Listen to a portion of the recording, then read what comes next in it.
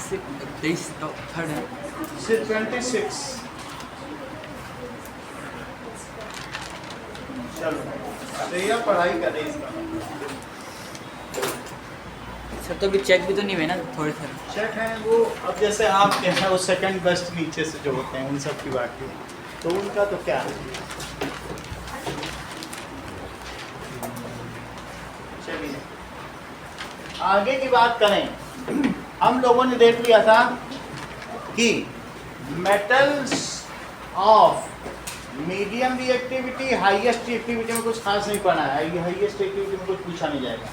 Medium reactivity कुछ हम बता देते हैं आपको, लोवेस्ट की, फिर ये चैप्टर खत्म करें, ठीक है। अगले चैप्टर पर देखो, that is metals of medium reactivity.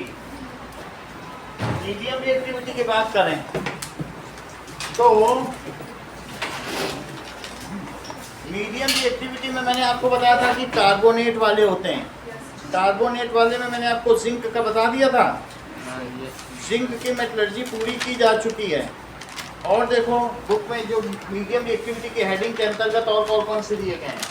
Medium वाले में देखना जो कार्बन से रिड्यूस हो जाते हैं, देखो that is the metals copper की भी हो गई ना, विच गेट रिड्यूस्ड, जो क्या हो जाए, कॉपर की भी हो गई। ठीक है। द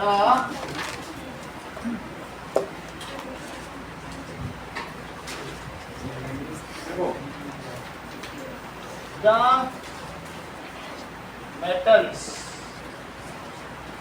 मेटल कंपाउंड्स, मेटल तो क्या रिड्यूस होंगे, या मेटल ऑक्साइड्स, ठीक है, which get reduced with carbon, carbonate which get reduced by, जो किससे हो जाए, को comes in, वो किसमें आते हैं, मीडियम रिएक्टिव। Medium reactivity.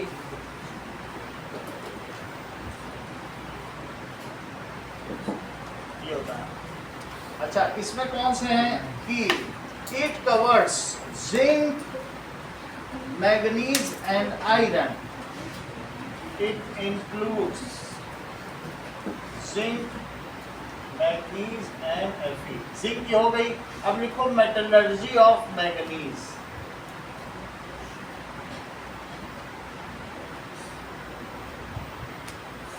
वो MN होगा कि MG होगा?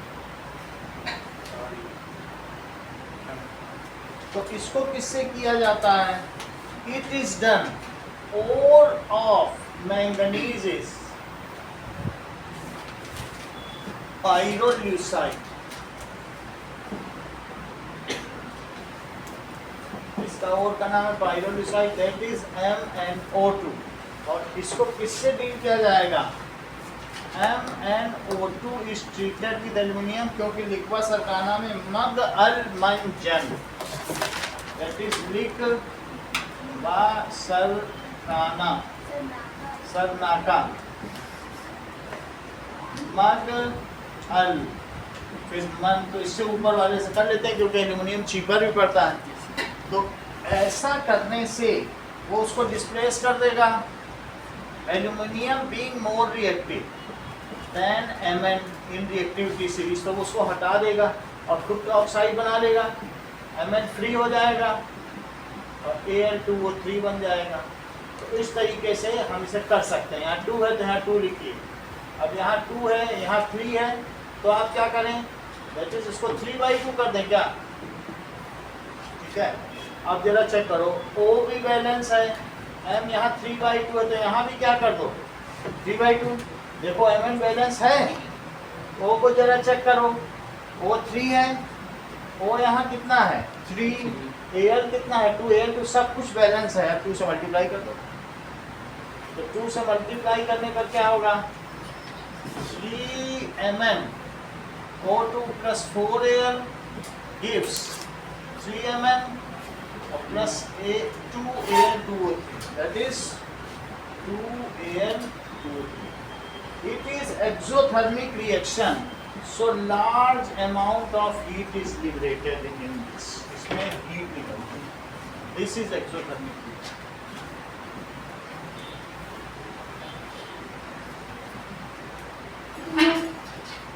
बाकी मेटलर्जी कुछ पूछी नहीं जाएगी। अगर आपका पूछा जाएगा एमएन की मेटलर्जी क्या है, तो इसको धो लिया हाइड्रोलिक वॉशिंग से, फिर क्रश कर लिया, धो लिया, सब कर लिया, और फिर एल्यूमिनियम से ट्रीट कर, बस इतना ही। ठीक है, अगला देखिए।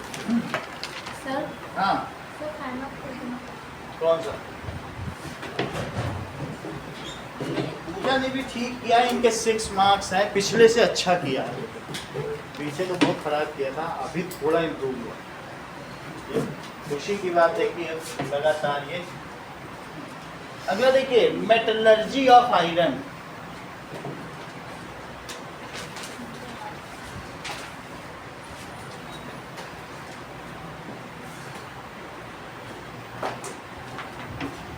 आयरन की मेटलर्जी देखो। आयरन के ओर को क्या कहते हैं? Ore of iron is hematite. Ore of iron is hematite, that is Fe2O3। तो इसको किससे ट्रीट करेंगे? सिंपली इसको, it is treated with aluminium powder. ये भी पाउडर ही है, पाउडर फॉर्म से ट्रीट करेंगे। तो ये भी क्या है? पाउडर।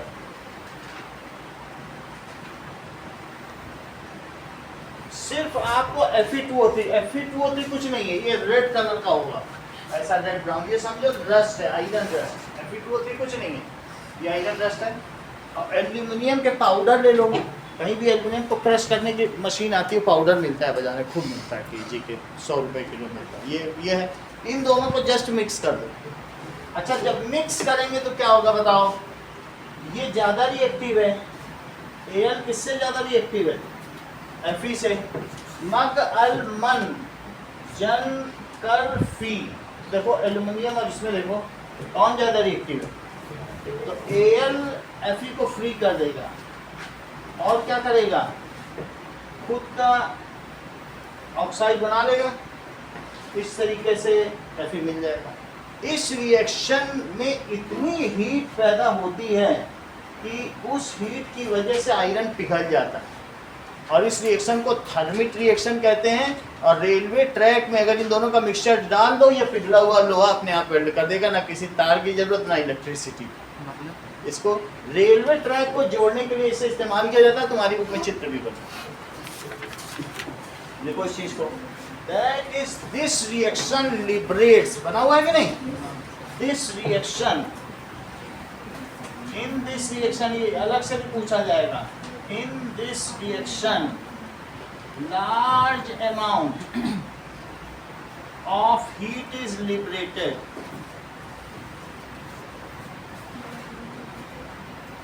ठीक है, which is sufficient, आयरन का मेल्टिंग पॉइंट 1500 डिग्री सेल्सियस, उसे पिघला देगा। Which is sufficient to melt iron.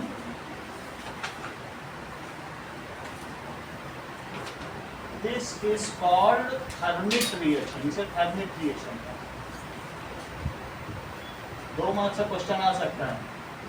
It is used to weld cracked railway tracks. It is used to weld cracks in railway track.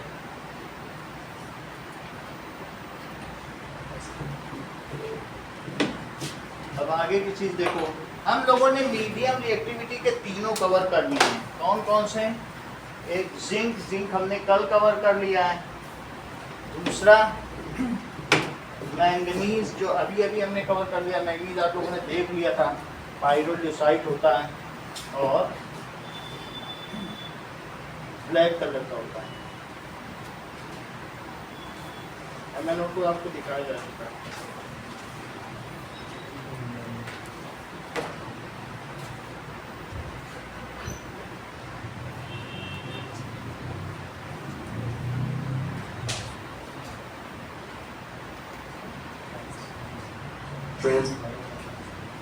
Thermic reaction.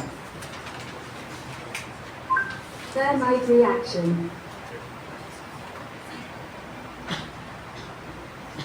ये देखो,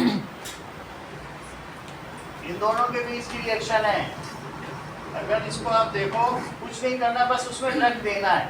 कुछ heat भी नहीं देनी है, सिर्फ रखते रखते ही आग लग जाएगी। देखो अपने आप करके दोनों को डाल दो, उसके पाउडर को और iron. So instantly the thermite reaction starts, and you can see that it's so hot it's burnt a hole through the bottom of that terracotta flower pot. But if we go in close now, Brady, you can see all that really quite nice molten इसको iron. कहाँ use किया जाता है?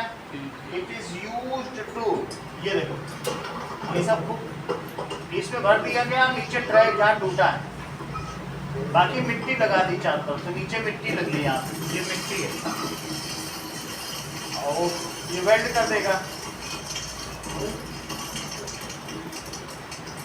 How does railway workers join the train tracks ये दिखा भी together? रहा है, Iron oxide and aluminium metal in ये it. दोनों पाउडर है, First, they देखो mix कैसे the two खोल दिया, powders together, and then they put two train tracks next to each ये other, but aluminium leaving powder like है, a small 2 और ये centimeters gap in अभी between 3 it. और 4 जो मैंने After दिखाया, that, they put a sand casting mold around the drain.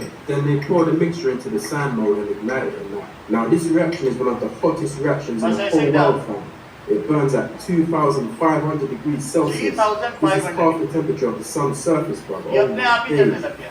The iron oxide reacts with aluminium to produce pure iron metal. The iron metal is molten because it's bare hot, so it flows in. अब आगे की बात देखो। Now, next is metals in low in reactivity series. High वाले की तो कोई बात नहीं करेंगे, लो की करेंगे, मीडियम की कर ली। और जो भी मेटल्स हैं, that is high in reactivity series में क्या होता है? एक कल बता दिया था, जैसे ये sodium, calcium, magnesium, potassium come in this category, और ये किससे नहीं किए जा सकते हैं? These cannot be reduced from coke, क्योंकि कार्बन तो इससे नीचे पड़ता है ना, reduced from coke. So these are directly electrolyzed. Directly electrolyzed from its molten state. पिघलाओ और फिर उसके बाद क्या करो? Its molten state. जहाँ पर मेटल कलेक्ट करना है उसमें एक पतला सा मेटल उसी तरीके का लगा, तो सोडियम के लिए आपको प्लेटिनम लगाने की सुविधा है। बाकी कोई भी मेटल हो तो दैट इज मोल्टन ओर। इसमें क्या करोगे बोलो? मोल्टन ओर, और ये एक इसमें क्या लोगे? माइनस, और माइनस कौन सा लोगे? That is pure metal of same kind. जो भी आप कर रहे हो उसी तरीके का प्योर मेटल ले लो, और यहाँ जहाँ पर निगेटिव चार्ज है उसे ग्रेफाइट ले लो। यही है सिस्टम। समझ में आ गई बात? कल बताया था जैसे सोडियम क्लोराइड के लिए किसी में भी कर सकते हैं। अच्छा, मेटल्स लो इन रिएक्टिविटी सीरीज, वो कौन कौन से हैं? लो इन रिएक्टिविटी सीरीज, दैट इज, कल हम लोगों ने देखा था Hg एंड कॉपर, दो ही आपको पढ़ना। Hg, mercury and copper comes under this category. इस कैटेगरी में आता है mercury can be retrieved from calomel. इससे किया जाएगा तो मर्करी की मेटलर्जी बता रहे हैं, is retrieved from calomel, that is HgS को सिनेबार कहा था ना, सिनेबार, HgS सिनेबार से करेंगे, सही है। अब सिनेबार से कैसे करेंगे बताओ? इसको पहले हम रोस्टिंग कर देंगे, रोस्टिंग से HgO मिलेगा, फिर उसका कैल्सिनेशन करेंगे। That is first ore of, जब सल्फर हो तो उसकी क्या की जाती है? रोस्टिंग करी जाती है। तो ore of mercury is now roasted first to get oxide of mercury. Oxide of mercury का मतलब है mercuric oxide, ठीक है. Then it is calcinated.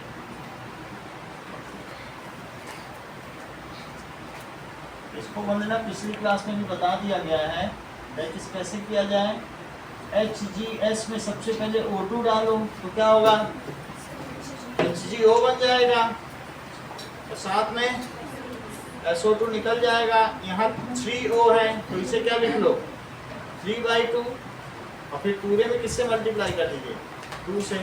तो that is 2HGS plus 3O2 2HGO. इसको हीटिंग करेंगे, ऑक्सीजन तो यहाँ है ही, प्लस 2SO2. अब इसके बाद जो हमें HGO मिला है जस्मिता, उसका क्या करेंगे बोलो. लिखा लिख के देख के बता दिया करो. ऐसा क्या ऊपर लिखा वही देख के बोल दो. प्लस O2, ठीक है. It is now calcinated in presence of limited air, no air.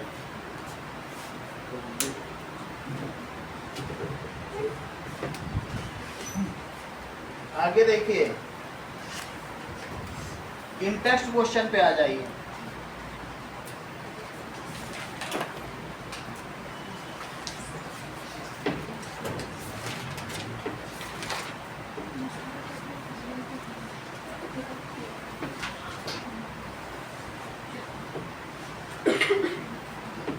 Now,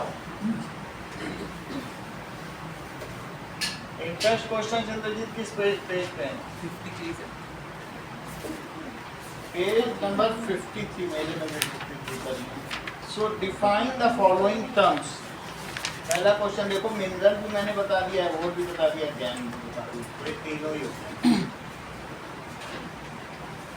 Name two metals which are found in nature in free state. Platinum and gold. So gold and platinum. Yes. Platinum लिखा है book में, लिखा देखो silver है sir. Silver है. लिखा है sir, कहाँ लिखा है?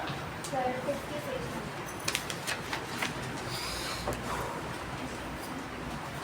ठीक है.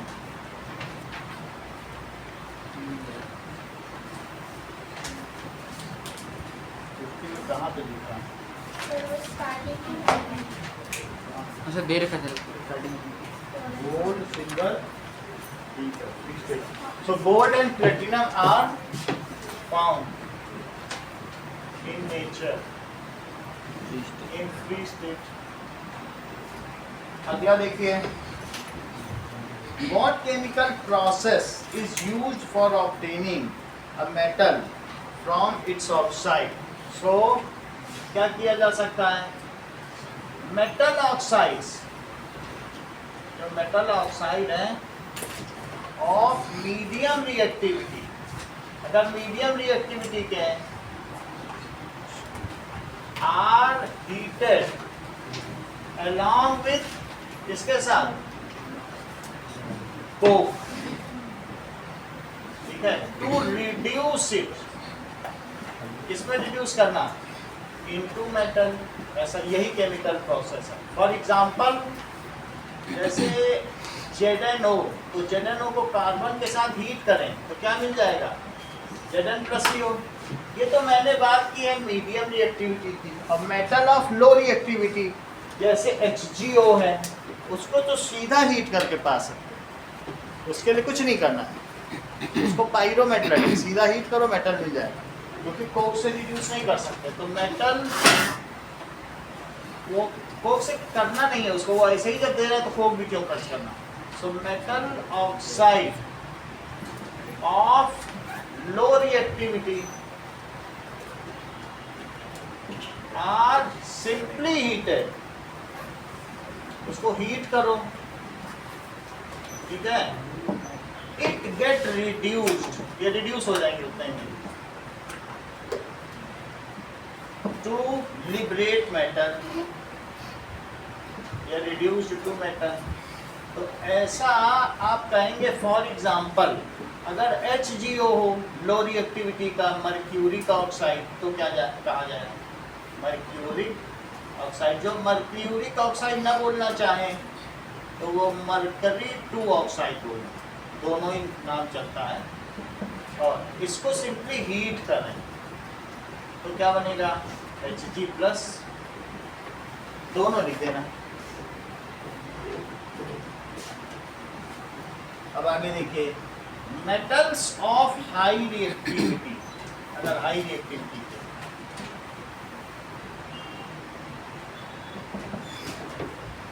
आर इलेक्ट्रोलाइज्ड, तो जो भी हैं electrolysed from its molten state, molten state, इसके बारे में डिटेल में आप 11th में पढ़ेंगे। Molten state to get metal, for example अगर एल्यूमिना है तो क्या करोगे बोलो। अभी एल्यूमिना का बॉक्साइड देखा था कि नहीं, Al2O3 और 2H2O, तो एल्यूमिना ले लो, उसको मोल्टन कर लो, Al2O3 मोल्टन। मोल्टन के बाद क्या करें, एक तरफ O2 आएगा, O2 के लिए आप क्या करोगे, जो माइनस वाला लोगे वो Al का ले लोगे, ये प्योर है, इसी में और इकट्ठा होने लगेगा। और किसी को निगेटिव लोगे तभी उसमें Al+ आएगा। अब इसमें कौन कौन से आयन है बताओ, और O के 2 माइनस के जैसे ही तो आयन होंगे, 2 इसके और 3 इसके होंगे, ये तो एक में फिर बहुत सारे होंगे, तो ये इधर चला जाएगा माइनस की ओर, और ये किधर चला जाएगा वो, इस तरीके से तीनों बता दिए मैंने। हाई का है तो इलेक्ट्रोलिसिस कर लो, मीडियम का है तो कोक से करा लो, लो है तो ऐसे ही गर्म कर दो। ये सब तुम्हें पढ़ाया, ये भी पढ़ाइए, उधर पढ़ा दिया, और ये कल पढ़ाया था कि ऐसे कर सकते, सिंपली गर्म इलेक्ट्रोलिसिस कर लो, सही है। आगे देखो, कोरोजन, मेटल ऑक्साइड, हाँ metal oxide of high reactivity, हाँ मेटल ऑक्साइड देखो, metal oxide of high reactivity. Now what is corrosion? That is if metals are prolonged exposed to at acidic and atmospheric condition, then they lose their tensile strength and slowly eaten up. It is called corrosion.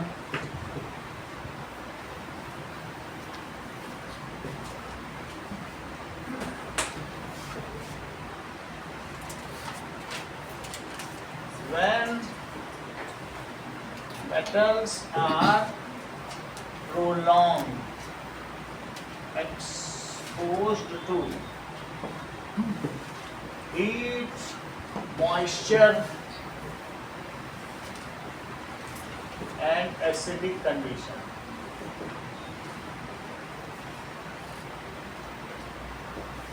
then these are slowly ये eaten up हो जाता है and lose their tensile strength. It is called corrosion. इसी को जंग लगना भी कहते हैं। Now metal get converted into, अगर मेटल का corrosion होगा तो किसमें कन्वर्ट हो जाएगा, metal get converted into either oxide form, carbonate form और सल्फाइड फॉर्म, इन्हीं तीनों बदल।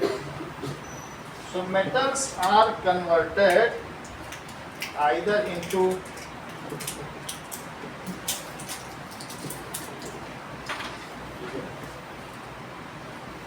metal get converted into oxide, sulphide और कार्बोनेट फॉर्म। अगर हम Fe को O2 के साथ रिएक्ट कराएं और एटमॉस्फेयर में क्या क्या चीज़ें प्रेजेंट होनी चाहिए, सिर्फ ऑक्सीजन से नहीं रिएक्ट करेगा, सबसे राजस्थान में लोहे का गेट लगवा लो, मजे से यहाँ 40-50 साल चलता है डस्ट नहीं मिलता। बम्बई में इतनी बारिश है 10 साल में झड़ के गिर जाएगी, इतनी बुरी स्थिति। सबसे अच्छा जहाँ ड्राई वेदर हो तो वहाँ रस्टिंग नहीं है, लेकिन यहाँ भी मॉइस्चर होने लगा है। अब देखो तो इसमें Fe से रिएक्ट करके क्या बना देगा वो लोग, Fe2O3 बना देगा। और साथ में ऐसा ही नहीं होगा, थोड़े से ये H2O भी लेता है। कितने H2O? XH2 वो 2 भी हो सकते हैं, 3 भी हो सकते हैं, X वेरिएबल है, सही है। तो क्या होगा, एटमॉस्फेरिक कंडीशन में क्या बनाएगा बोलो, Fe2O3 और X H2O। और इसका कैसा कलर होगा, रेड ब्राउन रस्ट हो, ये रस्ट हो, जंग हो गया, जैसा भी हमने डिब्बी में दिखाया था वही है, रेड ब्राउन रस्ट, सही है। ये चीज बनता है। अब इसको बैलेंस कर लो, दिस इज इक्वल्स टू, इसे क्या करना है 3/2, और ये क्या होगा, दैट इज इक्वल्स टू 2। सब कुछ बैलेंस हो गया क्या? हाँ, एटमॉस्फेरिक कंडीशन एसिडिक होनी चाहिए, तो CO2 होना चाहिए। और इसमें आप किससे मल्टीप्लाई कर लें, 2 से कर लें, तो क्या हो जाएगा 4Fe plus CO2 plus 2X H2O, that is क्या हो जाएगा 9 2Fe2O3 और X H2O। ये 2 इसको भी गवर्न कर रहा है, पहले लगा हुआ, सही है। अच्छा, अब इसके अलावा मान लीजिए कॉपर है, तो कॉपर क्या होगा, वाटर और ऑक्सीजन और CO2 की प्रेजेंस में ग्रीन रस्ट बनेगा। क्या बनेगा, CuOH होल ट्वाइस CuCO3, जो कि पहले चैप्टर में भी हमने पढ़ लिया था। तो इसको क्या कहते हैं, copper hydroxide copper carbonate green rust. Copper hydroxide और क्या है, कॉपर कार्बोनेट। इस पे कई सवाल पूछे जाते हैं, कार्बोनेट ग्रीन। जरा देखो ऑक्सीजन, इस पे बैलेंस करो, तब तक मैं आपको दिखाता हूँ कि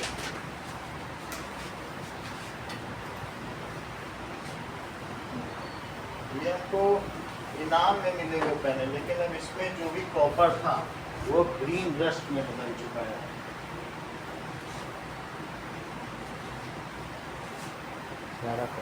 इसमें क्या हो गया, ऐसे जो स्टैचू ऑफ लिबर्टी है वो किसने बदल चुका है, उसका पूरा कॉपर ग्रीन हो चुकी है। पहले ऐसे नहीं थी, देखे वो, हाँ ग्रीन हो गया कि नहीं, पहले क्षमा करा था किया के रखते थे ये,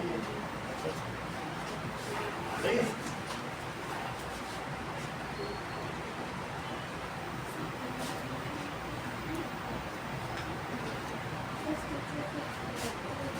पहले कॉपर देखा ना, तो तांबे का लोटा जैसा होगा, ऐसा धीरे धीरे 5 साल के अंदर ही पूरा है ना।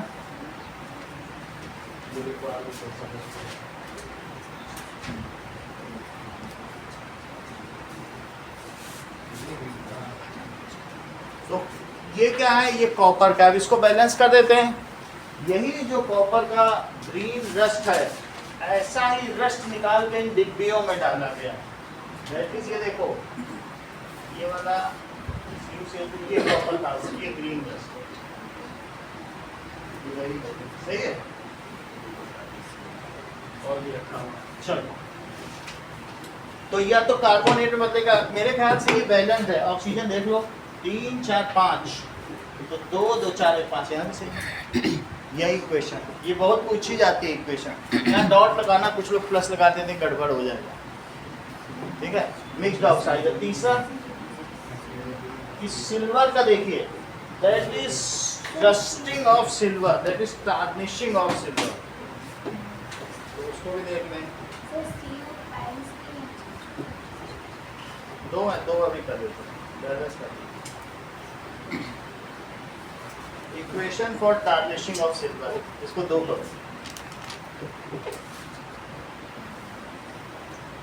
Ag अगर जिस एटमॉस्फेयर में पोल्यूशन होगा वहीं पे ये होता है। तो ये कैसे बनता है? That is hydrogen sulphide gas, जिसकी रॉटन एग जैसी स्मेल होती है, सड़े अंडे जैसी। तो उस ये हाइड्रोजन सल्फाइड, इस गैस का क्या नाम है? Hydrogen sulphide. तो बहुत जहाँ पोल्यूशन होता है कोयले में से ही निकलती है। सल्फर होता है ना, सल्फर और नाइट्रोजन कोयले में अशुद्धियाँ होती हैं। तो कौन सी गैस निकलती है? Hydrogen sulphide. इसलिए जो शहरों में लोग रहते हैं उनकी चांदी की पायल जल्दी काटनी पड़ती है, क्योंकि वहाँ पोल्यूशन ज़्यादा है, गाँव में उतना पोल्यूशन नहीं है। तो उसकी वजह से क्या हो जाता है? दैट इज Ag2S, इससे सिल्वर सल्फाइड बन जाता है और साथ में वाटर बन जाता है ना। अब इससे देखें कि Ag2S, यहाँ 2 लिखे, ये 2 है, तो Ag2S। अब इसको बैलेंस करें, ऑक्सीजन इसको करो हाफ। सबसे पहले क्या करो, बाकी चीज़ें मुझे लगता है बैलेंस है, सिर्फ इसे हाफ कर दो, बात बन जाएगी। फिर 2 से मल्टीप्लाई करो। देखो अभी बैलेंस है, चेक करो, पूरा बैलेंस है। देखो यहाँ A को 2H, एक सल्फर बिल्कुल है, 2 से मल्टीप्लाई करो। तो क्या हो जाएगा? That is equal to 4Ag plus 2H2S plus O2, 2Ag2S और प्लस 2H2। क्या आपने देखा है कि कुछ लोग ऐसे होते हैं कि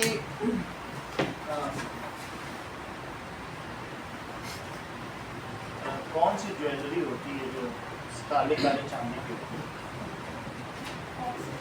ऑक्सीडाइज ना, ऑक्सीडाइज होती है, और दूसरा एंटीक ज्वेलरी होती है जिससे। चलो उसको दिखाते हैं। टार्निशिंग ऑफ सिल्वर, ये देखो टार्निशिंग ऑफ सिल्वर की जो ज्वेलरी, ये देखो चम्मच कैसे काला पड़ा हुआ है, ये आप देख रहे हैं। तो इससे क्या है?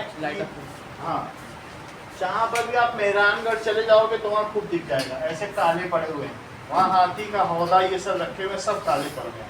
तो दैट इज ऐसी ज्वेलरी पहनते भी हैं लोग, जो इस तरीके की होती है। काफ़ी की वो सिर्फ पर्पसली ऑक्सीडाइज किया जाता है, ये दिखाने के लिए कि राजा महाराजा के समय ऐसा करके लोग पहनते हैं, है ना, ओल्ड ज्वेलरी। तो ये सब टार्निश है। अब आगे देखें। इन case of iron and copper it is called rusting. However in case of Ag, उसके ऊपर एक लेयर तो चढ़ जाती है लेकिन वो पूरा अपनी टेंसाइल स्ट्रेंथ नहीं खोता। तो इन case of silver it is called tarnishing. इनके लिए रस्टिंग कही जाएगी और इनके लिए टार्निशिंग कही जाएगी। आगे देखो।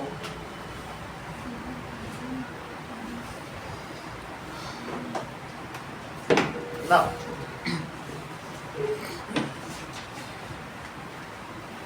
अब अगला देखो, एक डायग्राम तुम्हारे बुक में दी है कि कब आयरन की नेल्स रस्टेड होंगी।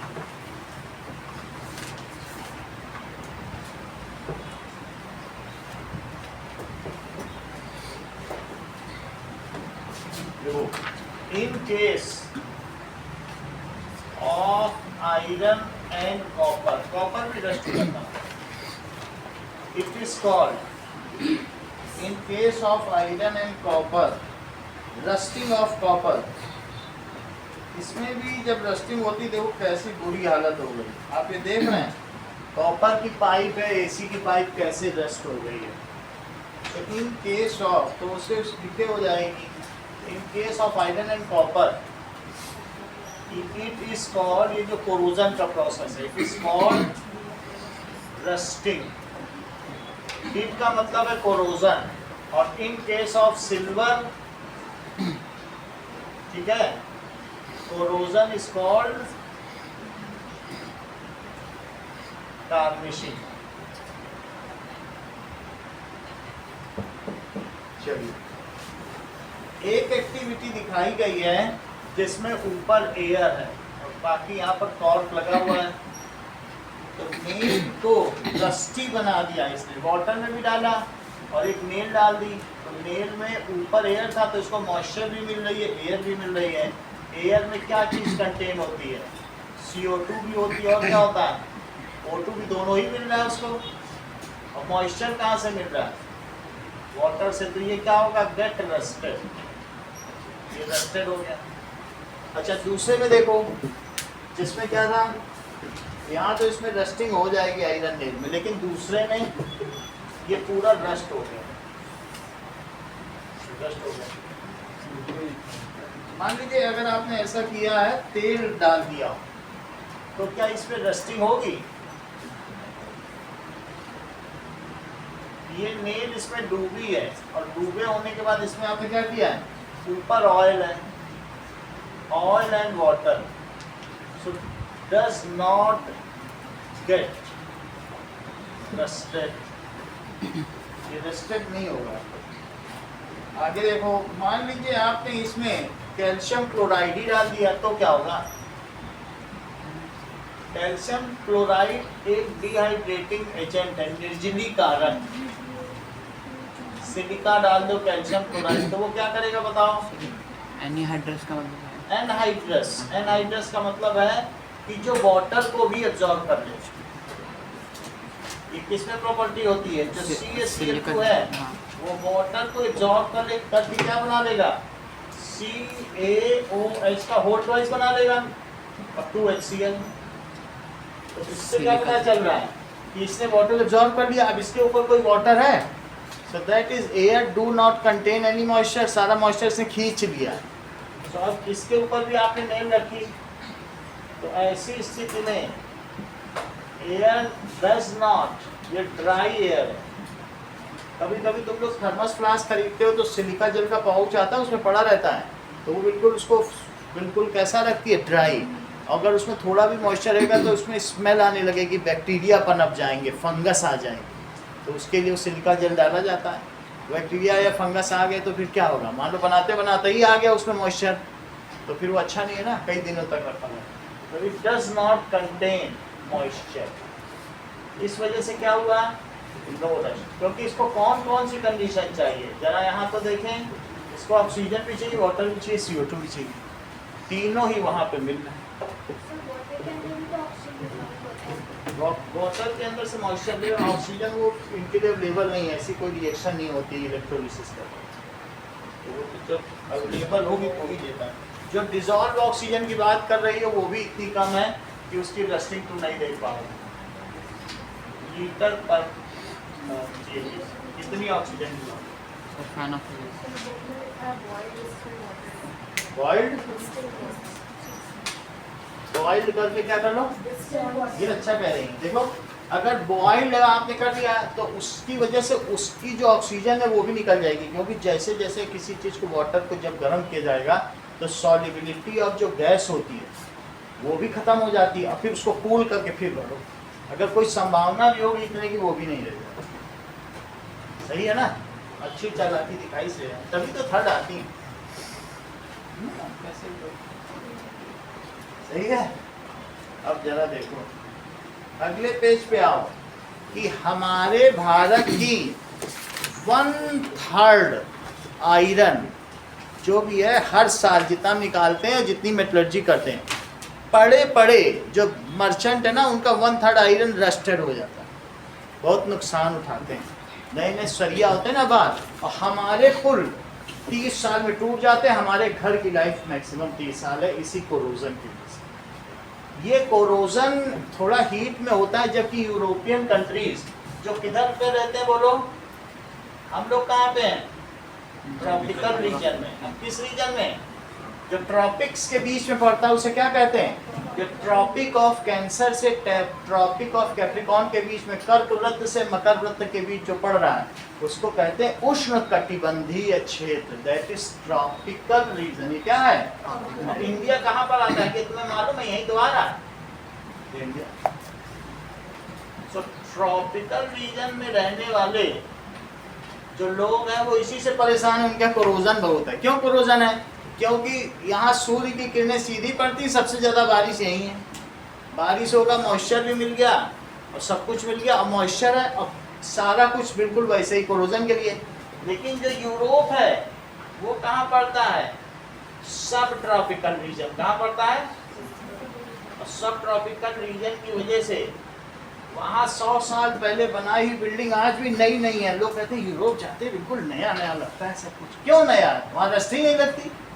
100 साल बाद भी वो नई बिल्डिंग तोड़ के बना रहे हैं कि लोगों को रोजगार मिले। रस्ट ही नहीं है, इसीलिए ये सब डेवलपिंग नेशन है, वो डेवलप है। ये सब रीजन की बात है। बोलो बात समझ में आ गई? लेकिन तो फिर अगर हमारा इतना स्ट्रेटेजिक लॉस है तो हम इससे कैसे निपटे? भाई हमारा 1/3 आयरन ही खत्म हो जा रहा है, तो ये तो बड़ी गलत बात है। तो इससे करने के लिए there are some preventive measures. क्या चीज़ है बताओ? तो अब वो अगली हेडिंग में पढ़ो जरा, प्रिवेंशन ऑफ इरोजन। बोलो।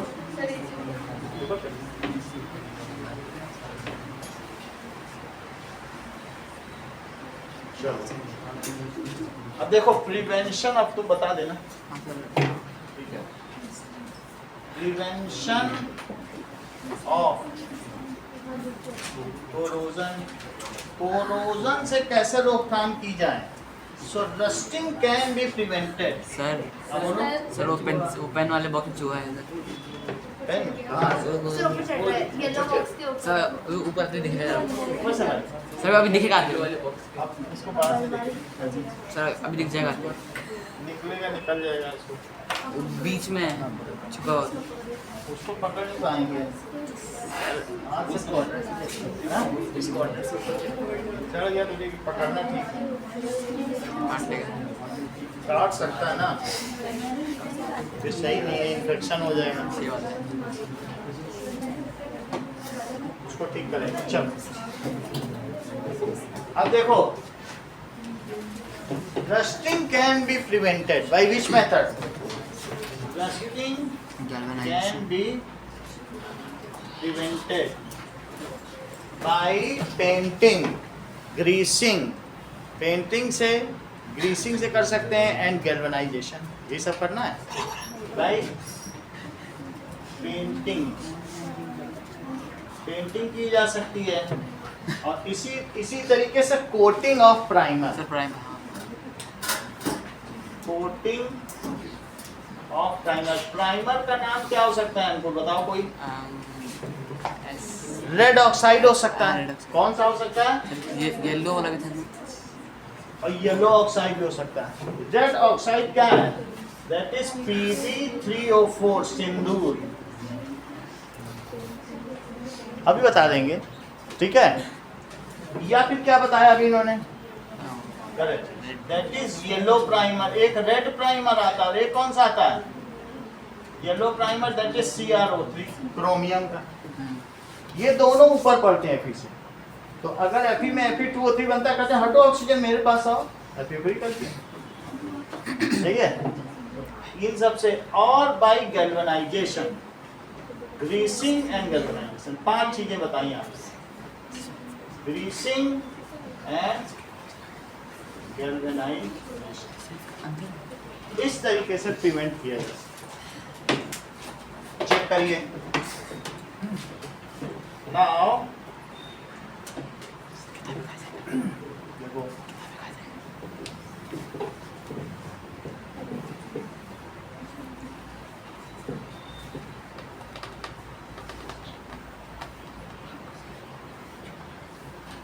पहली बात क्या है? 5 प्रोसेस है कि बाय पेंटिंग, बाय पेंटिंग से हम क्या करते हैं? Metal get isolated. हाँ बोलो। ये तो और उसमें कह रहे हैं कि भैया और ऑक्साइड के लिए ना मरता तो मर जाए।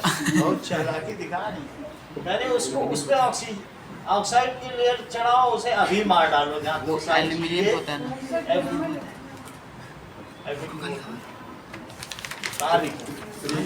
आयरन की एनोडाइजिंग एल्यूमिनियम होता है ना। आयरन के बाद आयरन तो एनोडाइजिंग चेक करो, इसके बारे में कोई जानकारी मैं इसको वो तो और ऑक्सीडाइज हो जाएगा ना हाँ, उसका तो ऑक्साइड ही है। Can iron be anodised to prevent corrosion? देखो इसमें तो मना कर रहा है, वो नहीं होगा पॉसिबल। देख लो क्या लिखा। अब मैं इस पे अभी जवाब नहीं दे सकता हूँ क्योंकि ये तो Fe2O3 उसके लिए घातक है, और ये नेट में भी देखो पहले ही मैंने टॉपिक निकाली, तो उसने कहा no, anodising is a typical sense not effective method to prevent corrosion. क्या लिखा है पूरा पढ़ो, लिखा है कि नहीं? No anodising can not prevent corrosion. अगर और क्वेश्चन होगा मैं 4-6 साइड देके तब आ जाऊंगा, अभी मुझे तो इसकी कोई वो ही लग जाए उसके ऊपर। एनोडाइजिंग का मतलब है उसे ऑक्साइड की लेयर चढ़ाना, तो उसके लिए क्या फायदेमंद है? वो तो खुद ही Fe2O3, तो ऐसा तो नहीं होना चाहिए। ठीक है, दूसरे मेटल पे होता तो मैं देख लेता, लेकिन इस पे तो है क्या? लेकिन वो आयरन लिखे ऊपर सवाल, ऊपर नहीं आयरन के साथ कह रहा है, पढ़ो पहली लाइन में आयरन ही लिख के कह रहा है। तो अभी मैं चेक करके बताऊंगा क्या ऐसा कोई फिजिबिलिटी है, लिखा गया है तो फिर देखना पड़ेगा। इतनी बात तुमको समझ में आ गई? देखो पेंटिंग से क्या होता है, metal get isolated from atmospheric condition, from atmospheric condition. दूसरा देखो,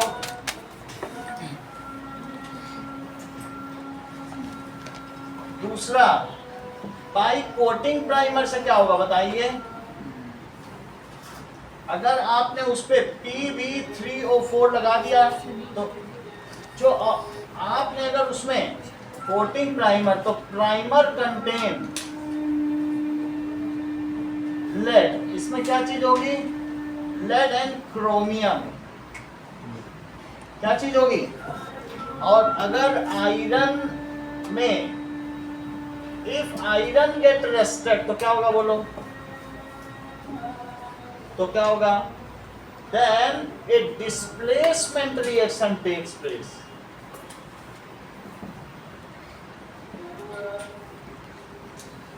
Takes place and rusting can be removed. बहुत बड़ी बात है। रस्टेड आयरन पे भी कोटिंग कर दो, जरा चेक करो। मान लो मैंने लेड की Fe3O4 हो गया, मेरे पाइप में, पानी के पाइप में Fe2O3 जंग ही लग गया पूरा, तो Fe से Pb अलाउ नहीं करेगा। Pb कौन सा प्राइमर बताओ? Red oxide, red primer. तो Pb कहेगा no oxygen you can not remain with it because I am more reactive than Fe, so please come along with me. तो वो क्या बना देगा? Pb3O4 बना देगा, और उससे कहेगा आयरन से कि you now you should get free, तो Fe फ्री हो जाएगा। अच्छा यहाँ 3 है, यहाँ 4 है, ठीक है, तो उसकी वजह से क्या होगा? यहाँ 4 है तो यहाँ लिख लो 3, ये 12 हो गए। यहाँ 3 है तो यहाँ क्या लिख लो? इसके भी 12 हो गए। 4 ऑक्सीजन तो यहाँ 8 कर लो, ये 3 तो 9। बोलो बात समझ में आ गई? अगर क्रोमियम है तो क्रोमियम भी कहेगा अरे आप में कैसे जंग लग गई, हम तो आपके साथ आ गए, हमको लगने दो, तो CrO3 बना देगा क्रोमियम ऑक्साइड, ठीक है। और Fe को क्या कर देगा? भाई आप फ्री हो जाइए, जब तक हमें आप ऑक्साइड नहीं बन सकते, उसको बल्कि नया कर देगा। और इस क्रोमियम में यहाँ 3 है, यहाँ 3 है, सब कुछ बैलेंस है, सही है। तीसरी चीज देखो, राशि गैल्वेनाइजेशन से तुम क्या समझती हो? कोटिंग ऑफ जिंक, ये तो बता ही नहीं रही तुम, आप बोलो। सही है, देखो गैल्वेनाइजेशन ये भी वही काम करेगा। आयरन आर्टिकल्स, कोटिंग ऑफ, जब तुम किसी लोहे की सरिया की दुकान में अपने पापा के साथ गई हो, जब घर बनवाया है तुमने, तो वहाँ देखते हो मजदूर लोग पोछे में, कपड़े में लेके जिंक पोता करते हैं पूरी सरिया, जिससे कि उनके लोहे में, क्योंकि नहीं तो 1/3 चला जाएगा उनके हाथ ही से, तो उसमें खूब जिंक ही, वो गैल्वेनाइजेशन ही पूरा दिन किया करते हैं। क्यों करते हैं बताओ? Coating of zinc on iron articles is known as galvanization. Sir आपने सेकंड पॉइंट में एंड की बात की sir, displacement reaction takes place and, हाँ, and that is iron oxide get reduce, जो भी चीज होगा, ठीक है, बस इतना ही लिखो, एंड हटा दो। डिस्प्लेसमेंट यहाँ पे बताइए ऑन आयरन आर्टिकल, ये डेफिनेशन इंपॉर्टेंट है, is called galvanization. Zinc being more reactive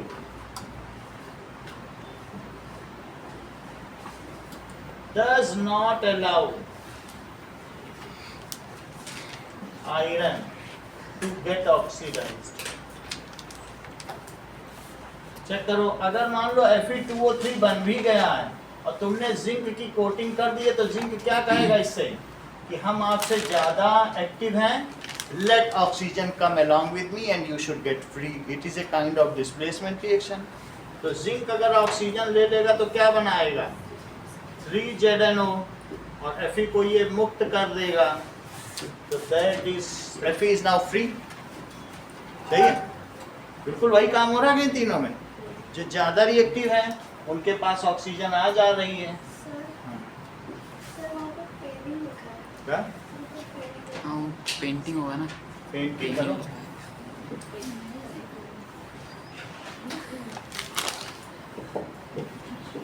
अगला देखो क्या है टॉपिक। प्राइमर का मतलब होता है कि जैसे तुम्हें ये पता नहीं चल रहा है कि तुम्हें अपने गेट पे कौन सी पेंटिंग करानी है, तुम्हें पता नहीं चल रहा कलर कॉम्बिनेशन, तो सबसे जबरदस्त चीज प्राइमर होता है। प्राइमर लगा के 10 साल 20 साल छोड़ दो अपने गेट को, 20 साल बाद जब बेटा आएगा उस घर को बरतने या बरतने के लिए, वो अपना बढ़िया पेंट कराएगा। सब सस्ता भी आता है और जबरदस्त पकड़, वो रस्ट ही नहीं लगने देगा। जितनी सरकारी चीज़ें हैं जैसे रेलवे के पास, वो सब प्राइमरी लगा के छोड़ देते हैं। वो इतना पैसा नहीं लगाते कि पेंट करें। लाल लाल कोटिंग ये येलो येलो होती है, वो सब रेलवे में जाओगे सब में लाल कोटिंग है, ये येलो कोटिंग, वो सब प्राइमर है। उससे बचा ट्रेन के डिब्बे पे, हैं? ट्रेन के डिब्बे पे वो मतलब कलर ही करते हैं ना, या प्राइमर है वो? देखो ट्रेन के डिब्बे पे भी अगर रेड है तो प्राइमर है, तो पुराने पे है। आप ये देख लो, मैं दिखाई दे रहा हूँ, अब ये देख लो, अब बोलो निष्ठा, red primer and yellow primer, ये देख लो। तो किसी भी चीज पे कभी कभी ऐसा भी येलो प्राइमर होता है ना, सरिया पे करते हैं। तो ब्लू कलर में तो होता है ना ट्रेन के डिब्बे। ये दूसरा फोन है, फोन ही पता नहीं कर ये red primer and yellow primer coating, ये देखिए।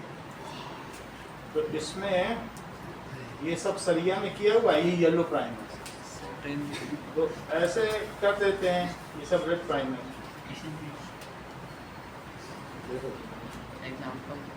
Red primer coated on articles.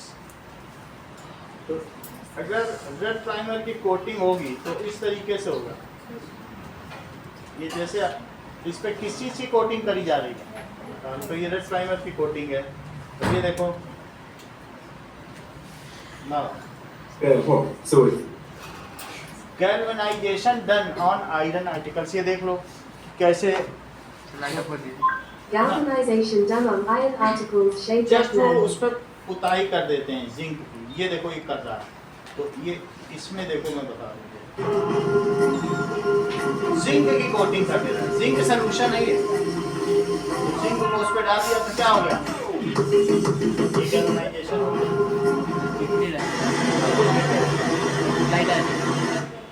ये सब कर रहे हैं। वो लोग बोर होते रहते हैं तो म्यूजिक बजता रहता है।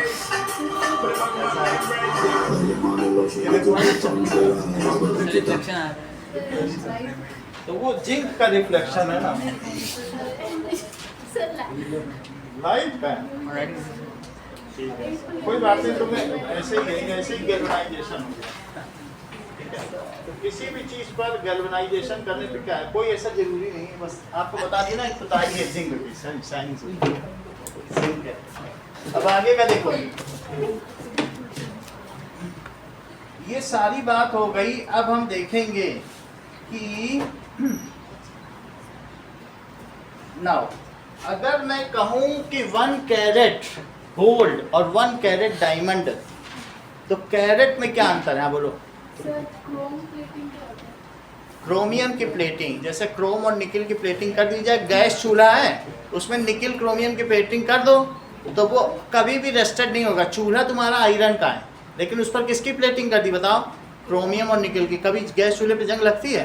उस चीज़ को कहते हैं क्रोम प्लेटिंग। एलॉइंग, अभी जैसे किसी चीज़ पे अभी तुम्हारे बुक में पहली 2 लाइन में एलॉइंग भी लिखा है, कुछ मिक्स कर दो तो उसको क्या कहते हैं, अभी बता रहे हैं इसका। देखो ये बड़ी बात नहीं मैंने पूछ ली। एलॉइंग का क्या मतलब है बताओ, कि कभी अगर लोहे में जंग लग सकती क्या, अब तुम अगर लोहे में क्या मिला दो, एक और प्रोसेस है दैट इज एलॉइंग,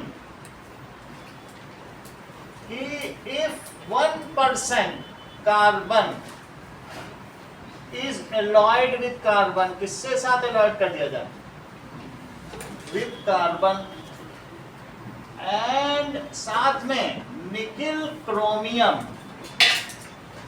इसके भी ट्रेसेस आर एडेड, थोड़े थोड़े डालो, ट्रेस का क्या मतलब है, थोड़े थोड़े, are added to iron, added to iron.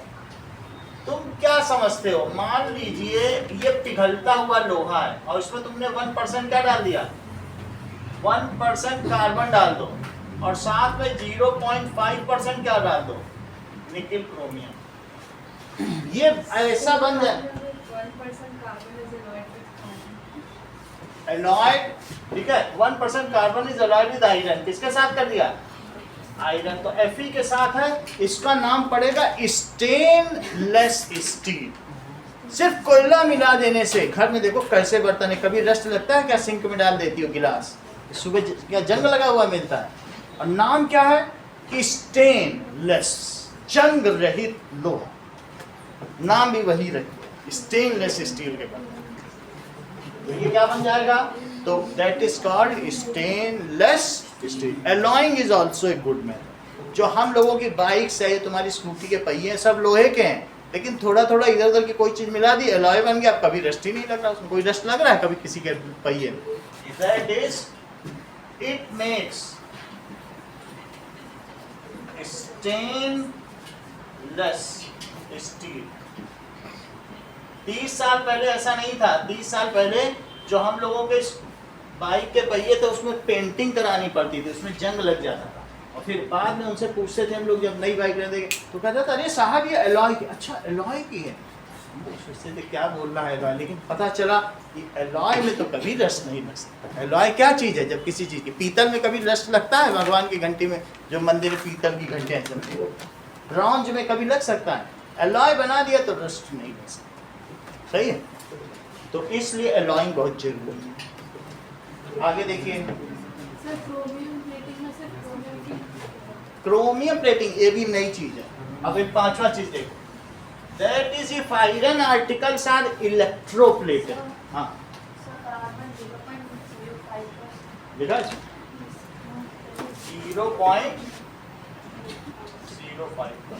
कहाँ लिखा है, ठीक है 0.05% लिखा है, दैट हार्ड एंड स्ट्रॉन्ग, ये बिल्कुल सही है। अब इसको भी ठीक करो, 0.05%, सही। एक नई चीज मोनिका ने हम लोगों को बताई, क्या बताई, क्रोमियम प्लेटिंग, ठीक है।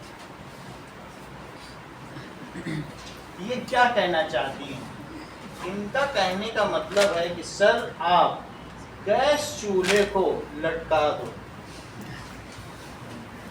ये गैस चूल्हा इसमें आप लटका दीजिए, लटका दिया, और यहाँ पर ये कुछ और इसमें क्रोमियम लटका दो, ये क्रोमियम की रॉड है, किसकी रॉड है, और ये जो सॉल्यूशन है ये Cr2 और SO4 का होल थ्राइस, ये किसका सॉल्यूशन है, क्रोमियम सल्फेट का,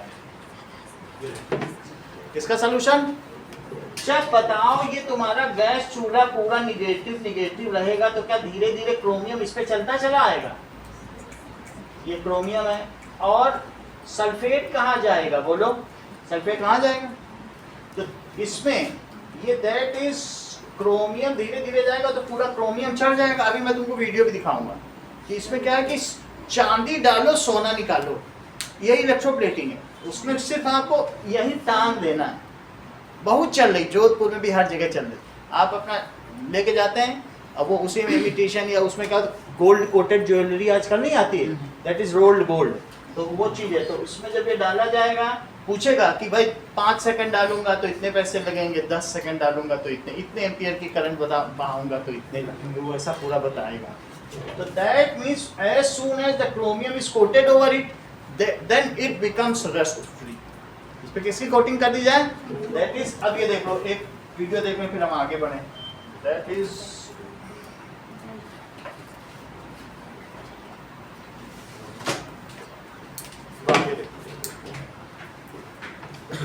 now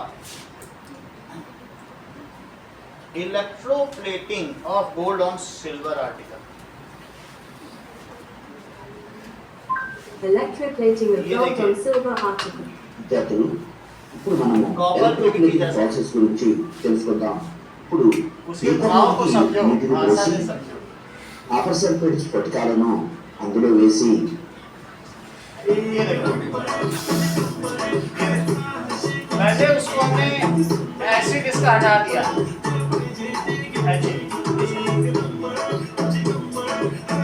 ये देखो हो गई। ये क्या हो रहा है? ये समझा कमरा कहा जाता था। एक अच्छा दिखाएं आपको, ये देखो, ये देखिए गोल्ड का सलूशन है। और देखो इसको, इस पे तारे लगी हुई हैं, इसका मतलब है ये क्या बना दिया गया है? क्योंकि इस पे कैटायन आ रहे थे, कैथोड है। क्या हो गया? चेक करो, देखो बदल गया सोने। चाहे जिसको जिस सलूशन में डालोगे वैसा ही हो जाए। अब देखो, इलेक्ट्रोप्लेटिंग विद डिफरेंट मेटल्स, ऐसे उनके पास बहुत सारे मेटल होते हैं, वो कहेंगे किस में करेंगे, कॉपर में कर दें, किस में कर दें, जिसमें चाहो उसमें करा दो। देखो copper sulphate solution, copper sulphate में डाला कॉपर जैसा हो जाएगा। ये देखो हो गया कॉपर, ब्लू कलर का होता है कॉपर सल्फेट। ये लोग बिना गाय करते ही नहीं। अब तुमको समझ में आ गया मोनिका कैसे हो रहा है? तुम घर में भी कर सकते हो। देखो इस चम्मच पे कर रहा है इलेक्ट्रोप्लेटिंग, कितना आसान। कॉपर सल्फेट डाल दिया, अब चम्मच पे बस निगेटिव लगा दिया। ये देखो, एक अलग से आपको वही प्योर मेटल भी लेना पड़ेगा ना, जैसे मैंने दिखाया। चम्मच को 2 मिनट बाद हो गया ना कॉपर की, सिक्के की भी कर रहा है। चलो, तो अब हमने देख लिया क्रोमियम प्लेटिंग के लिए क्या करना पड़ेगा। जैसा इन्होंने कहा, क्रोम प्लेटिंग में द आर्टिकल इज मेड, चूंकि जिस पर कैटायन आएगा उसे क्या कहोगे, और जो प्योर मेटल होगा उसे आप एनोड कर देना, उस पर एनायन आ जाएगा। So article is, article to be electroplated, इसे इलेक्ट्रोप्लेटिंग कहते हैं। Is and it is hung, hang से hung बना है, hung at cathode and dipped, किसमें डिप किया जाएगा बोलो? dipped in chromium sulfate solution, pure chromium rod is kept as anode, ठीक है? dipped in chromium sulphate solution, acid related ले लेना, and pure chromium rod is taken as anode. यही है, क्रोमियम गेट कोटेड ओवर, और ऐसा उस पर चढ़ जाएगा कि फिर उतरेगा नहीं। आजकल सब इलेक्ट्रोप्लेटिंग का ही जमाना है, पूरा प्योर नहीं होता। अब अगला सवाल देखिए, अभी मैंने आपसे प्रश्न पूछा था कि what does it mean 24 carat gold. Diamond में 1 कैरेट का क्या मतलब होता है, और सोने में 1 कैरेट का क्या मतलब होता है, बताओ। करेक्ट। जैसा कि अंकुर राज ये लो क्या चीज, पर्दे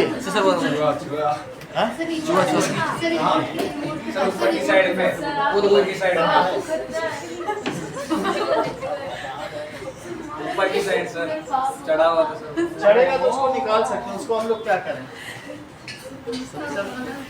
सर बुक को खा जाएगा। खाएगा तो वो क्या है कि पुराने जमाने में हाई स्कूल में था, पढ़ते पढ़ते मर गया, उसकी आत्मा भटक रही है, वो पढ़ने आ जाता है 10th क्लास में। ऐसा होता है, वो पढ़ना चाहता है, बहुत स्टूडियस रहा होगा, लेकिन पढ़ाई का ऐसा प्रेशर रहा होगा।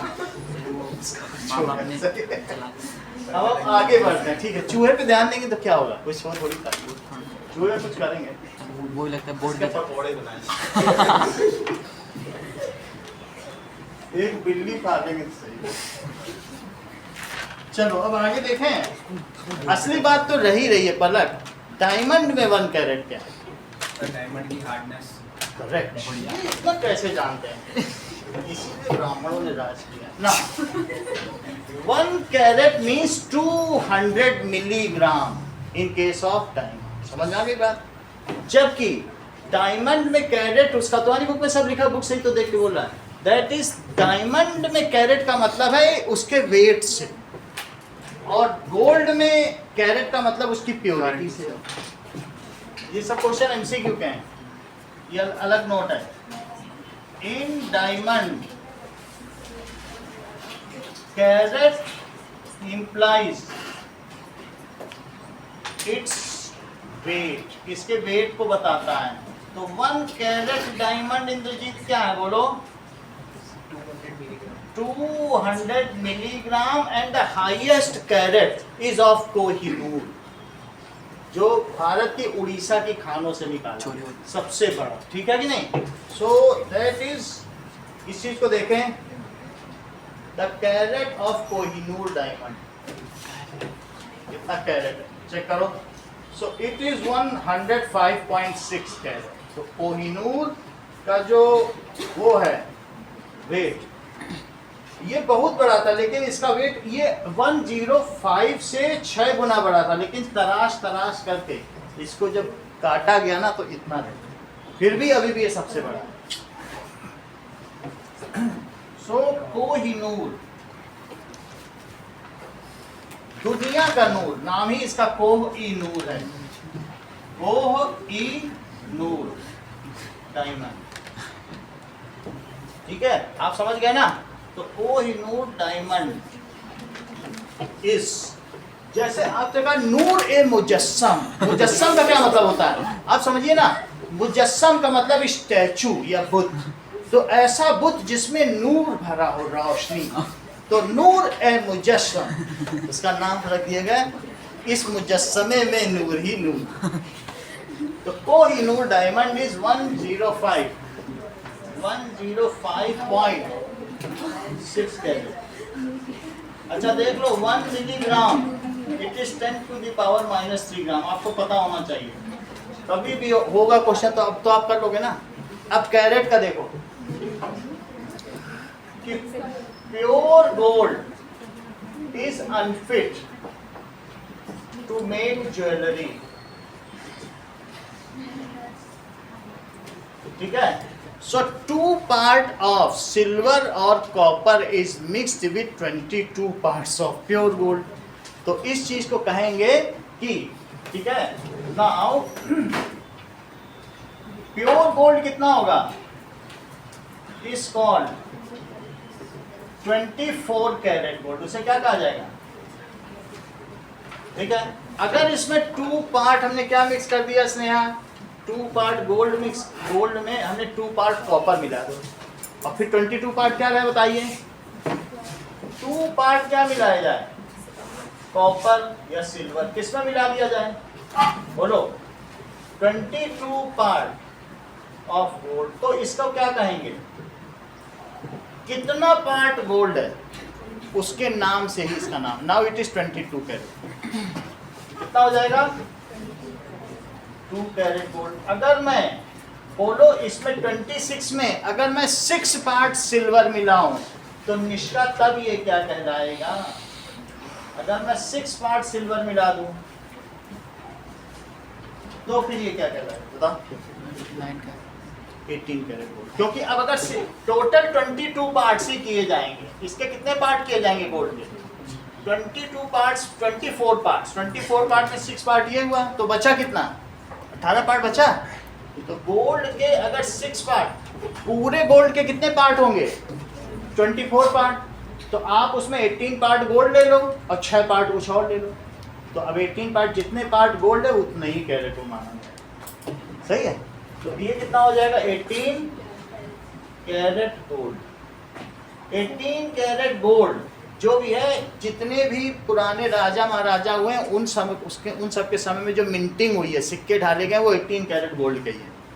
18 कैरेट गोल्ड से नीचे का गोल्ड अगर है इम्प्योरिटी का, तो ऐसा सोना बेचना प्रतिबंधित है, गैर कानूनी। इससे लोअर कैटेगरी का आप गोल्ड करके नहीं बेच सकते, फिर वो गोल्ड नहीं माना जाएगा, लेकिन यहाँ तक बेच सकते। ठीक है कि नहीं? अच्छा, मोस्टली जो गोल्ड की ज्वेलरी बनती है वो 22 की बनती है। 24 कैरेट की बनाई जाए तो हाथ से मोड़ दो तो गोल्ड मुड़ जाएगा। 24 कैरेट की बनी नहीं सकती because it is so flexible, और जब थोड़ी एलॉइंग कर दी जाती है तो उसमें स्टिफनेस और हार्डनेस आ जाती है। ठीक है? सो it is alloyed with silver and copper two make it harder. सही है?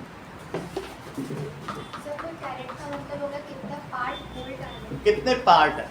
इफ 22 पार्ट इज देयर, तो जो बचा 2 पार्ट है वो इम्प्योरिटी है। 24 है तो इट इज प्योर। 18 तो बचे 6, 24 ही पार्ट टोटल माने जाते हैं। So gold is alloyed with, किससे एलॉयड किया बोलो? With copper, silver, to make, जो इसकी सॉफ्टनेस है, टू मेक इट हार्ड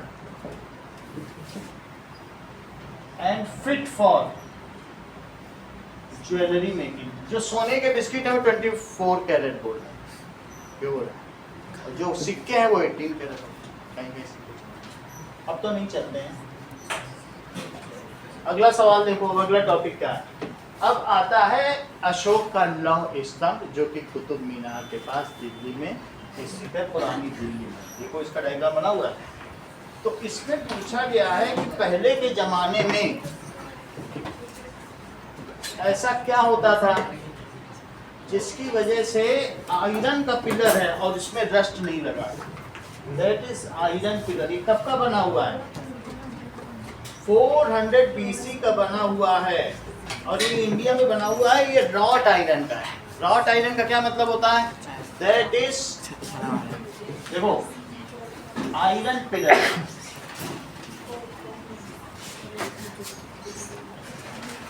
चलिए, कई तरीके के हैं, ढलवा लोहा, नर्म लोहा, दैट इज रॉट आयरन। अब यहाँ पे क्या कहा गया है कि wrought iron. What is wrought iron? देखिए, very pure low carbon iron alloy है, लेकिन इसमें ऐसी क्या चीज मिक्स की गई है? लो कार्बन, बहुत कार्बन नहीं है, लेकिन इसमें ऐसा क्या बनाया गया है? इसमें इसके ऊपर एक लेयर बनाई गई है Fe3O4 की। Fe3O4 क्या होता है? दैट इज मैग्नेटाइट, या फिर और फेरो ऑक्साइड, फेरोफेरिक ऑक्साइड, उसकी लेयर लगा दी। मैग्नेट में कभी रेस्ट नहीं लगता है, कभी लगता है? तो वैसा कुछ इसके ऊपर कोटिंग कर दी गई है, और अभी भी 2000 साल तो अभी भी हो गए, 2000, ठीक है कि नहीं, 25, और 400 साल पहले तो 2400 सालों से ये रस्ट फ्री है, इसकी कोई ट्रीटमेंट नहीं। सो it is made of wrought iron. देखो, रॉट आयरन क्या है? ये दो चीजें आप समझ लो। रॉट आयरन और पिग आयरन में अंतर आप समझते हो कि नहीं? दो आयरन है, एक पिग आयरन, एक है रॉट आयरन। तो पिग आयरन कच्चा लोहा है। जैसे कुछ मशीनें बनाई जाती हैं, मशीन में तुम हैमर मारोगे तो वो जो उसका स्ट्रक्चर है वो टूट जाएगा, लेकिन मुड़ेगा नहीं।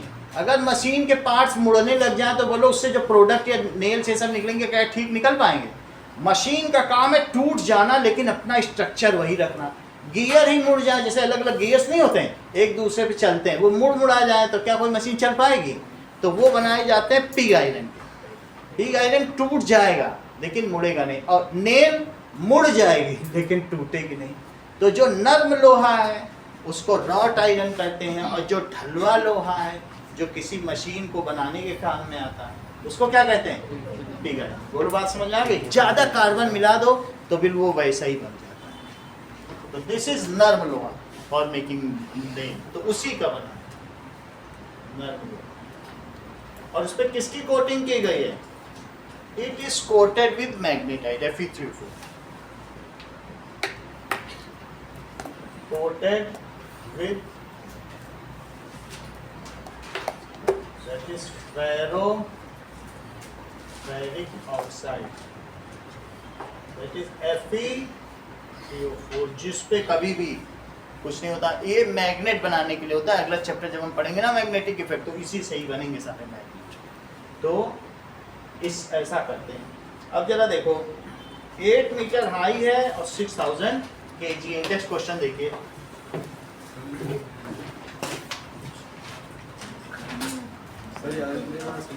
क्या फिर से समझाते हैं। अब इसके बारे में पूरा डिटेल बताना। आयरन दो तरीके के हैं, कौन कौन से बताओ? डॉट आयरन और बिग आयरन। देखो आयरन दो तरीके के हैं, एक बिग आयरन, बिग, और दूसरा क्या है? Rod iron. इसको कहेंगे हलवा लोहा, इसको नर्म लोहा कहेंगे। नर्म लोहा ये किसके बनाने में काम में आता है? नेल्स। किसके बनाने में? नेल्स बनेगी। और दूसरा कैसा होता है? हलवा लोहा। हलवा लोहा किस काम में आएगा? Making machine parts. और इसमें क्या चीज होगी? It contains high carbon content. और इसमें क्या होगा? Low carbon content. Contains 2.5% carbon, और इसमें क्या होगा? बहुत थोड़ा ही कार्बन होगा। कंटेन्स 0.05%, और भी कम हो सकता है, बहुत कम होगा। समझ में आ गई बात कि नहीं? तो ऐसे आयरन में हमने ऊपर से किसकी कोटिंग की है? Fe3O4। Fe3O4 खुद क्या है बोलो? Fe3O4 एक मिक्स्ड ऑक्साइड है। किसका किसका मिक्स्ड ऑक्साइड है? FeO और Fe2O। देखो Fe3O4 है, फेरस ऑक्साइड और फेरिक ऑक्साइड का ये मिक्स ऑक्साइड। समझ आ गई? नाउ इंटरेस्ट क्वेश्चन देखिए।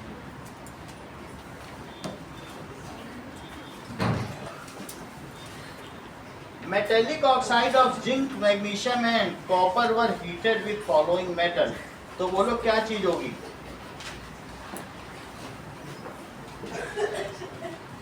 Metal, zinc, magnesium and copper. ठीक है? हाँ बोलो मोनिका।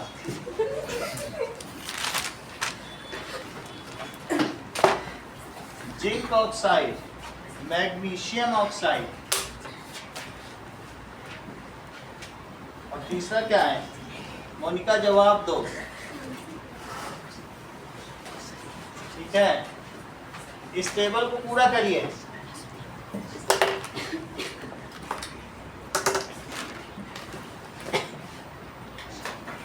बताओ, ये बताओ जो जिंक ऑक्साइड को जिंक के साथ रख दिया है तो क्या होगा? मतलब ZnO+ कुछ नहीं होगा।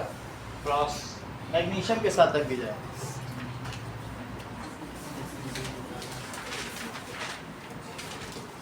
बोलो होगा या नहीं होगा? होगा नहीं होगा बोलना है, कुछ बोलना ही नहीं। होगा क्या? नहीं होगा। कॉपर के साथ रख दिया जाए, हमें क्या पता, आप बताओ होगा कि नहीं होगा? बताओ। नहीं होगा। मैग्नीशियम ऑक्साइड को जिंक के साथ रखा जाए, बोलो। मेरा ऐसा मतलब है कि MgO और प्लस Zn, बोलो नहीं होगा, क्योंकि मग अल मंजन Mg ऊपर है तो क्या जिंक रिप्लेस कर देगा? यहाँ बताओ आयुषी, यहाँ कॉपर ऑक्साइड को जिंक के साथ रख दो, जिंक और प्लस CuO हो जाएगा, यहाँ हो जाएगा। इधर अगला सवाल देखें। That is in which case you find displacement reaction. Which metal do not corrode easily? अंकुर राज, ऐसा कौन सा मेटल है जो जल्दी कोरोड नहीं करते? देखो, इनर्ट है। gold and platinum do not corrode easily. What are alloys? When two metals or metals with non-metals are, ठीक है, melted and mixed homogeneously. Alloys are homogeneous mixture of two metals, two or more metals, or metals and non-metals. ये समांगी मिश्रण है, ठीक है। Alloys क्या है? These are alloys are, उनको मेल्ट करके थॉर्डली मिक्स करके ठंडा कर लिया जाता है, यही है alloy. Alloys are दो मेटल और मेटल दोनों मिला के नॉन मेटल मिक्स करने से नहीं अलॉय बनेगा, मेटल जरूर होना चाहिए। तो दीज आर होमो, दो मेटल भी मिला के कर सकते हो। जैसे कि तुमने देखा ब्रास बना लिया, कॉपर और जिंक, 70% कॉपर और 30% जिंक ले लिया, और टिन मिला दोगे तो क्या बन जाएगा? ब्रॉन्ज। कहाँ से? पीतल बन जाएगा, वो भी मैं लिखा दूंगा। एलॉयज आर होमोजीनियस मिक्सचर और किसका किसका मिक्सचर है? metals with metals,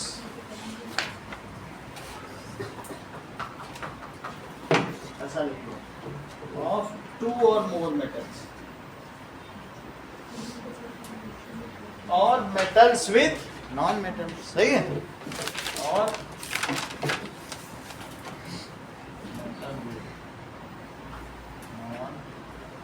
non-metal, जैसे alloy का नाम, तो कॉपर कितना लिया जाए? 70% कॉपर और 30% जिंक ले लो तो क्या बनता है? ब्रास। ब्रास एक एलॉय है और इसका नाम क्या है? पीतल।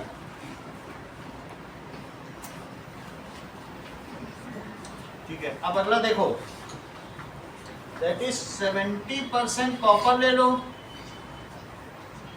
और 30% क्या ले लीजिए? टिन। तो क्या बनेगा? ब्रॉन्ज, जिसका नाम होगा कांसा। ब्रॉन्ज मेटल दिया जाता है कि नहीं? तो ब्रॉन्ज किसको कहते हैं? इसी का ही मेटल होता है। ये एलॉय कांस्य पदार्थ। आगे बढ़िए, कुछ चीजें आपसे पूछी जाएंगी।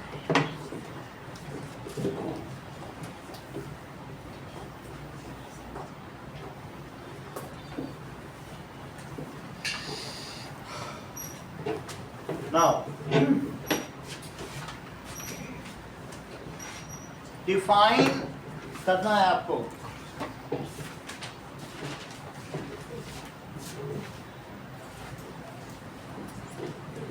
Galvanization, corrosion, 1 carat in gold, 22 carat, 1 carat in diamond, 22 carat in gold and alloy.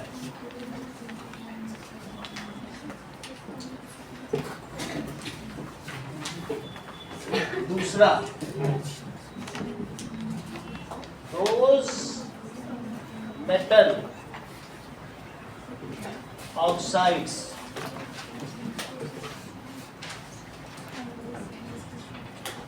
which can be reduced with carbon are called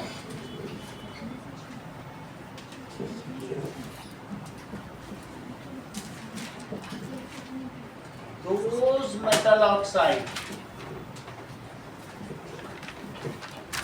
which simply heated to get metal comes under वो किस सीरीज में आते हैं? That is comes under. और तीसरी चीज, those metal oxide which electrolyte to get metal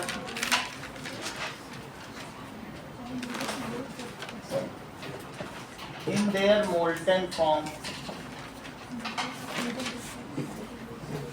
किसमें आएंगे?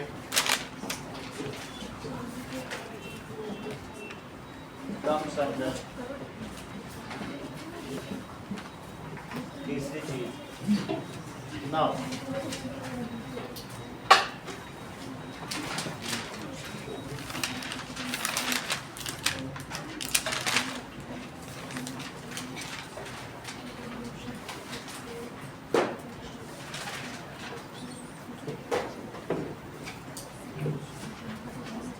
what is thermic reaction? Also right reaction।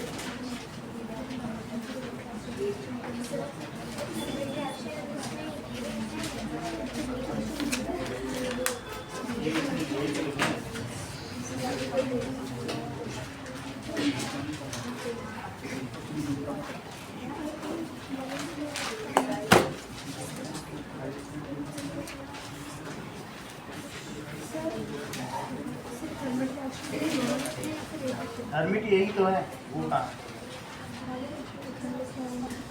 Thermite नहीं है ऊपर वाली। इसका डिफिनेशन क्या है थर्मिक रिएक्शन में? When iron oxide is mixed with aluminium powder, it releases a large amount of heat। ठीक है, this is called thermic reaction।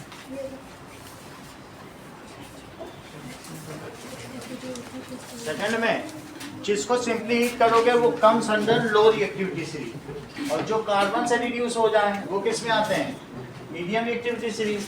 और जिसको इलेक्ट्रोलिसिस करते हो जैसे Al2O3 तुमको बताया था, तो वो किस में आएंगे? That comes under high reactivity. सब कार्बन के बेसिस पे है। हाँ, 200 मिलीग्राम कार्बन वाली मीडियम रिएक्टिविटी, हाई वो चार्ट नहीं पता चल रहा है। और जो सिंपली अगर ऑक्साइड को गर्म करने से मिल जाए ऐसे क्या कहें? लो सही। चलो जल्दी हो जाएगा, पेपर कर लो। सर शीट नहीं मिलेगी।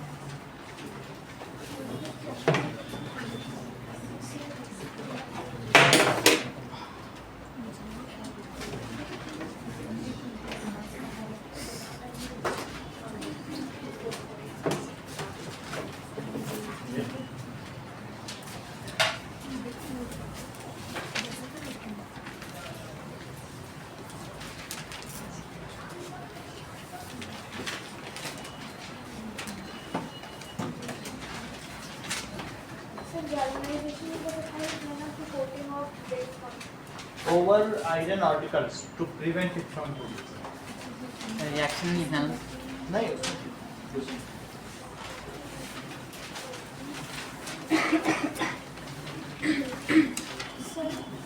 बोलो